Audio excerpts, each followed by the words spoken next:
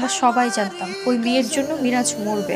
সেটাই হয়েছিল। মিরাজ যে মাঝে মাঝে লুকিয়ে আরোহীর সাথে দেখা করতে, এটা কি আরোহীর বাবা জানতো? হ্যাঁ, আর সেই দিন মিরাজ হাতে নাতে ধরা খেয়েছিল। তুই তো সেদিন শুনেছিলি মিরাজকে ওরা মেরে আটকে রেখেছে, তুই ওকে হেল্প করতে চাস না? বন্ধু বিপদে পড়েছে আর আমি কি বসে থাকবো? বন্ধুর জন্য আমি জীবনও দিতে পারি। যদিও মিরাজের সাথে সেই দিন থেকে আমার আর কোনো কথা হয়নি। কি করেছিলি তুই মিরাজের জন্য? প্লিজ ভাই, প্লিজ তুমি ওকে যেভাবে হোক ছাড়ানোর ব্যবস্থা করো। আমি কিভাবে ছাড়াবো? আন্ডারগ্রাউন্ডে একটা রুমে আটকে রাখছে। তুমি পারবে? আমাকে মেরে ফেলবে। তাহলে কি করব? পুলিশের কাছে যাবো? হ্যাঁ, সেটা দিতে পারো।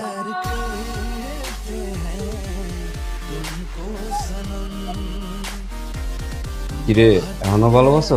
আমি ওরে অনেক ভালোবাসি। রে হামজুসকে আসসালামু আলাইকুম। ছেলের কি অবস্থা? ভাই বহুত মাসি মালটা প্ল্যান কি? তোর সিজন একবার ছাড় মনে হরে রেখে দে। বাবা প্লিজ তুমি ওকে ছেড়ে দাও, সাথে আমি আর কোনো সম্পর্ক রাখবো না। আগেও তো এই কথা বলেছি, কথা রেখেছিস? এবার রাখবো বাবা। আমি তোমাকে বিশ্বাস করবো কিভাবে বল? আমার তো উচিত তোমাকে তালা দিয়ে ঘরে আটকে রাখা। স্যার, বলুন।